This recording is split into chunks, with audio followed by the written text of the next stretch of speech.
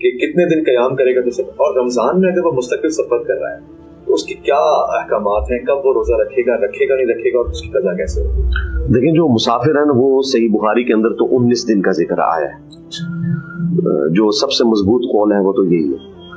لیکن عموماً جب ہم سفر میں روزے سے متعلق پوچھ رہے ہوتے ہیں اس میں تو سب کے سب لوگ مسافر ہی ہوتے ہیں, کیونکہ جو ٹرانزیشن پیریڈ ہے, مثلا آپ کراچی سے فیصل آباد اگر آئے ہیں سپوز 3 مہینے کے لیے, روزہ تو آپ کے لیے ایشو اس وقت ہے جب آپ کراچی سے فیصل آباد کا درمیانی سفر اختیار کر رہے ہیں. اچھا, تو یقیناً وہ تو آپ مسافر ہی ہیں, کیونکہ مسلسل ٹرانزیشن پیریڈ میں آپ کسی ایک جگہ تو آپ 19 دن کے لیے رک بھی نہیں رہے, تو اس دوران آپ اپنا روزہ چھوڑ سکتے ہیں. 19 دن آپ کہہ رہے ہیں یہی رہے گا جی, 19 دن یعنی آپ 19 دن درمیانے سفر, جی درمیانہ جو سفر ہے وہ تو آپ ہے ہی مسافر ہے نا. میں وہ بات کر رہا ہوں کہ جو 19 دن کے لیے آپ اگر کہیں جائیں نا 19 دن سے زیادہ کے لیے, تو آپ وہاں پہ مقیم ہیں, ٹھیک ہے نا. تو پھر وہاں پہ جب آپ پہنچ گئے وہاں تو آپ نے روزے رکھنے ہی ہے نا. میں راستے کی بات کر رہا ہوں کہ یہ جو تردد ہوتا ہے نا روزہ چھوڑنے والا, وہ تو راستے میں ہے نا. جب آپ سٹیبل کنڈیشن میں بیٹھے ہیں, بھلے 5 دن کے لیے بھی گئے ہوئے ہیں, مثلا میں یہاں سے 5 دن کے لیے کراچی چلا جاتا ہوں, تو مجھے تردد تو یہاں سے کراچی پہنچنے میں. جب میں کراچی جا کے پہنچ گیا اپنے گھر میں 5 دن کے لیے ہوں, بھلے میں مسافر ہوں, میں چاہوں تو روزہ چھوڑ بھی سکتا ہوں, لیکن بعد میں بھی تو مجھے ہی رکھنے ہیں.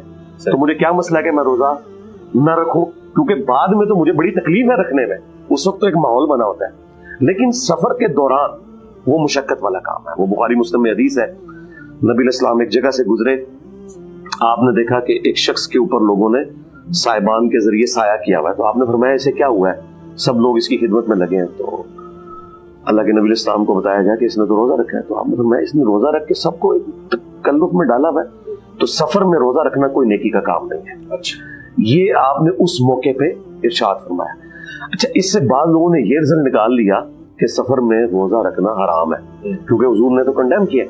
لیکن مسلم شریف میں حدیث موجود ہے, ایک صحابی نے پوچھا یا رسول اللہ صلی اللہ علیہ وآلہ وسلم, یہ قرآن پاک میں تو اللہ تعالیٰ نے کہا ہے کہ مسافر بھی اور مریض روزہ جو ہے وہ موقوف کر سکتا ہے بعد کے دنوں کے لیے, تو کیا میں سفر میں روزہ پھر نہ رکھوں؟ تو آپ نے فرمایا یہ ایک رخصت ہے, چاہو تو لے لو اور رکھنا چاہتے ہو تو رکھ لو.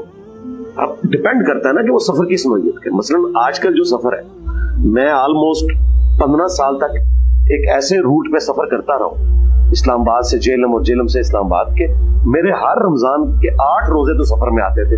اچھا, لیکن میں اگر وہ 8 چھوڑوں تو شوال میں تو مجھے ہی رکھنے ہیں. لیکن مجھے کیا تردد ہے, میں یہاں سے آئی ایس میں بیٹھتا ہوں, 2 گھنٹے بعد جا کے اتر جاتا تھا. وہ 2 گھنٹے کی تکلیف جو آج کل ایز سچ کوئی تکلیف نہیں جی ٹی روڈ کے اوپر, اور اگر ہے اس والے میں ہے جس سے ہم آئے ہیں, لیکن وہ اگر آپ کو فیل ہو رہی ہے تو ٹھیک ہے, چھوڑ دیں, وہ آپ کا رائٹ ہے, آپشنل ہے.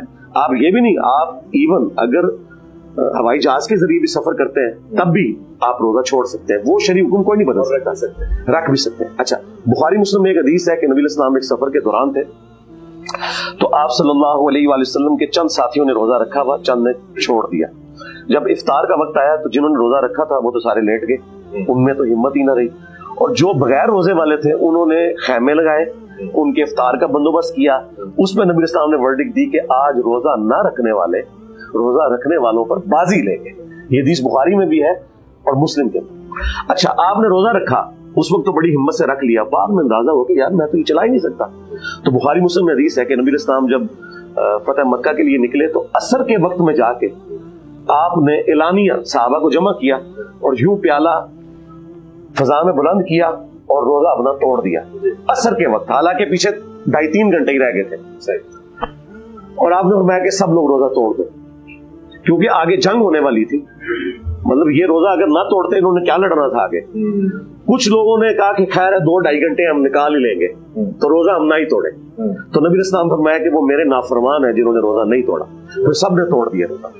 اچھا, اس حدیث سے یہ پتا چلا کہ مسافر نے اگر ہمت کر کے روزہ رکھ لیا اور بعد میں اسے اندازہ ہوا کہ میں نبھا نہیں سکوں گا تو وہ توڑ بھی دے, توڑ سکتا ہے, اور کفارہ بھی کوئی نہیں, صرف 1 روزے کی قضا دے گا جو اس پہ یہ نہیں ہوگا کہ آپ 60 روزے اس نے رکھنے ہیں. اس سفر میں ایک اللہ تعالیٰ نے ایک گنجائش رکھی ہے. ٹھیک ہے, سنن نسائی میں ایک حدیث ہے, سیدہ عائشہ کہتی ہیں کہ ایک سفر کے دوران رمضان کا مہینہ تھا, نبی علیہ السلام نے روزہ چھوڑ دیا اور میں نے رکھ لیا.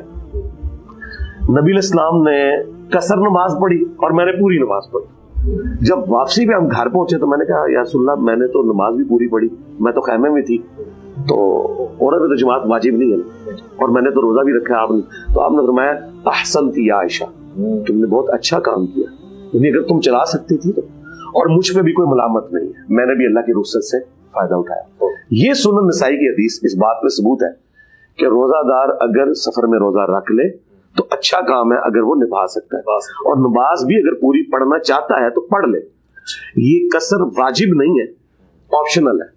आप कुरान में भी अल्फाज ये कि कोई हर्ज नहीं अगर तुम सफर